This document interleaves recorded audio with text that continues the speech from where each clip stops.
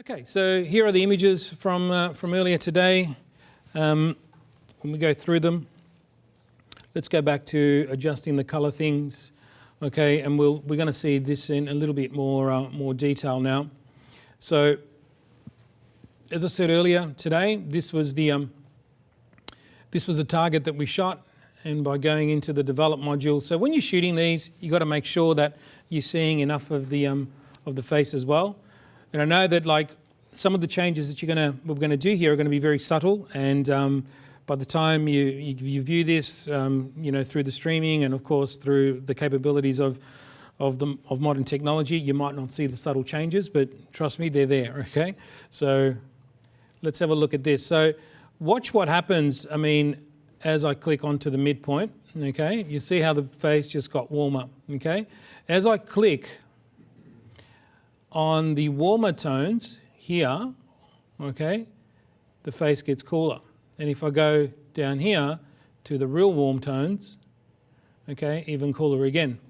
So you're not stuck with this clinical mid-grey, which is down here. Once you click it, it's kind of, that's all you got.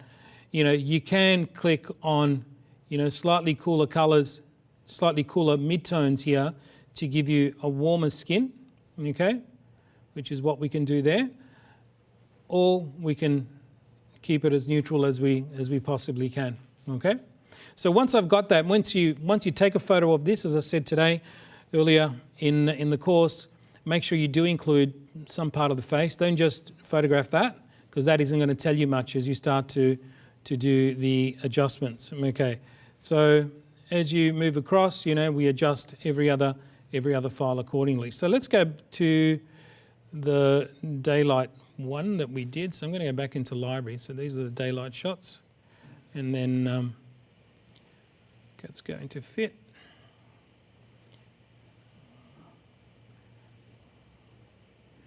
So that's what we shot with the daylight.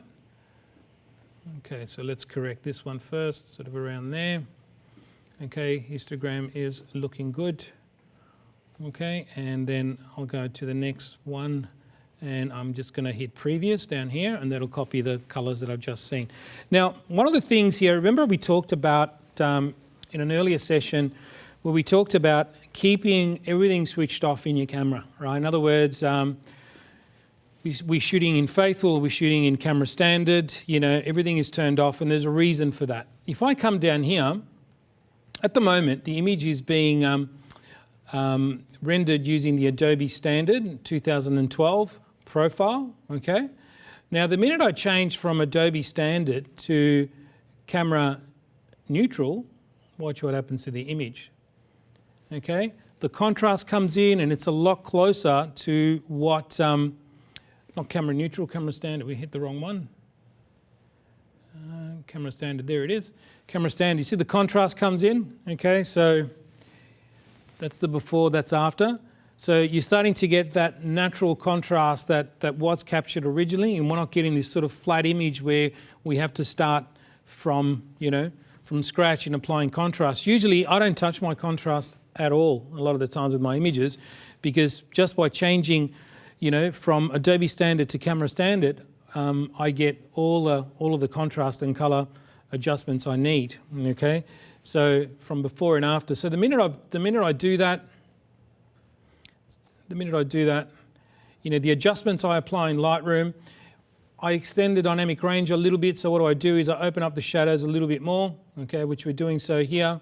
Okay, we're bringing down some of the highlights and we're just increasing that exposure. So now I've got more information to play with, okay?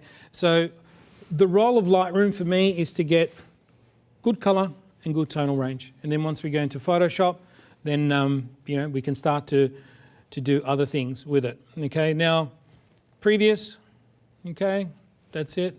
Off it comes. Next one, previous again. So you can see how quickly, okay, I'll probably push the shadows here a bit too much, about there, it's good. And exposure will bring that up a little bit, okay. Okay, about there. So we'll go to the next file, and that's how simple it is to correct your color. You just copy from previous, you know, and you'll have a job corrected in no time, and you know that the color is good, instead of playing around with sliders trying to guess roughly where the correct color is going to be. So let's have a look at the tungsten section of the day. So there we go. So there it is, the almost happy model that we had. And she was amazing. She was so good to work with. So let's go into develop, bring this down a little bit, and we'll click on our center. There it is. Okay, and we've totally cleaned that out. Yeah, it's all gone. And let's warm this up a little bit. So about there, or possibly, sorry, about there. Maybe just a little bit more, because I want to keep it a little bit warmer. That's pretty cool. There it is.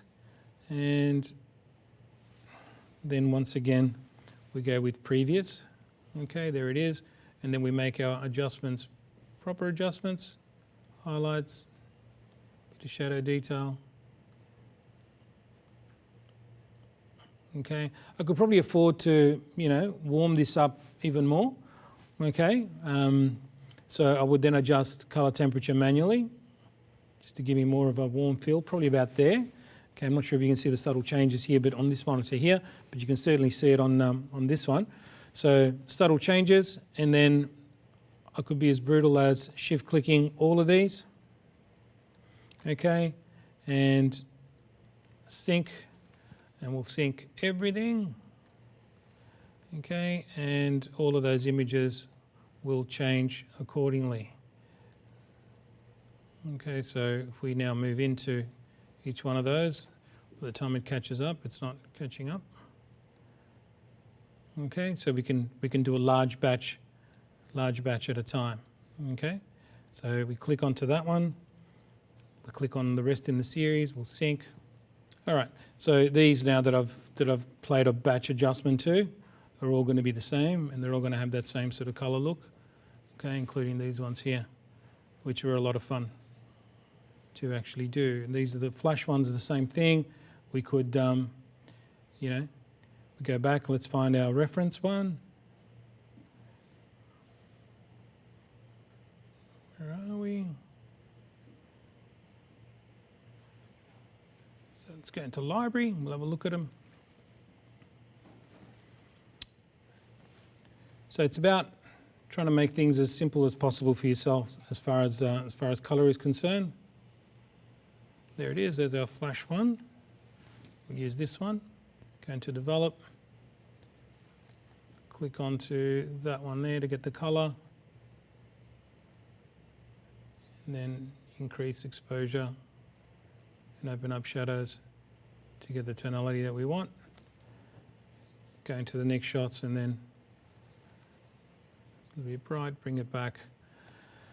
And we do, you know, batch corrections, you know, very, very quickly.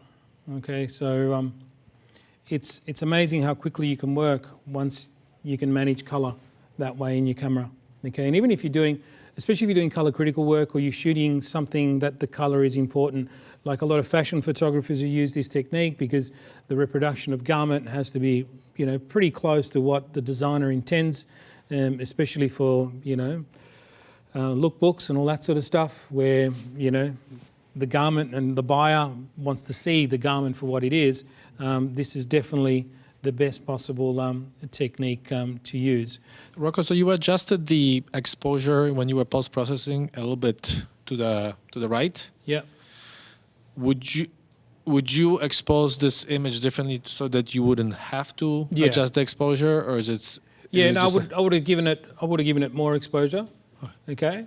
So yeah, normally if this was a real shoot, that's what we would do. We would have given it a lot more exposure. Mm-hmm. And if I was shooting it and seeing the histogram at the back of my camera rather than shooting tethered, that's what we definitely would have done. But certainly a little bit of exposure change like this, it's not a lot, you know, and it's quite fine to be able to, Okay.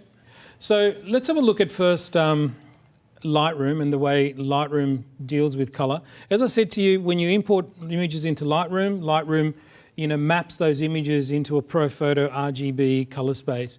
But there is a couple of things that we need to address in Lightroom. So when we export out of here, okay, because Lightroom, like, it's just dealing with proxies, basically, image proxies. It's not actually, doing anything to the file itself.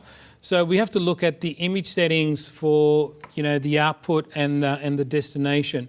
Okay, so, image format, whether it's JPEG, PSD, TIFF, okay, if I'm working in TIFF, and then the color space I want to output to, whether it's going to be a ProPhoto RGB color space or an Adobe RGB color space. Most of my wedding work, I will just output to an Adobe RGB color space.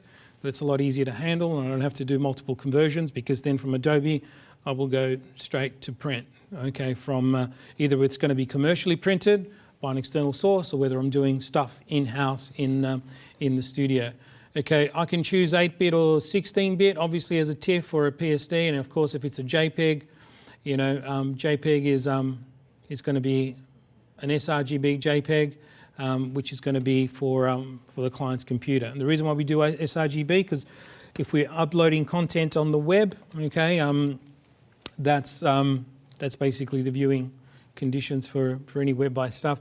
It's going to eliminate a lot of the problems of colours, and colours are going to be closer to what you see than the client. So basically, that's the way that's done.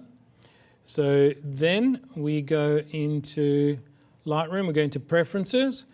Now, the only thing you have to do here is the external editing, right, and how we deal with external editing. So if we take files, one file at a time, into something like Photoshop, we have to choose the file format and the color space that we're working in, whether it's going to be Adobe RGB or ProPhoto, and the bit depth and the resolution. Now, the reason why I've set my resolution to 360, and there's a reason for that, because the native resolution, and we'll speak about native resolutions of printers in sessions to come still, of the Epson printers, and we're running big Epson printers at Capture to Print, is 360, right? The Canon printers is 300, so they're different.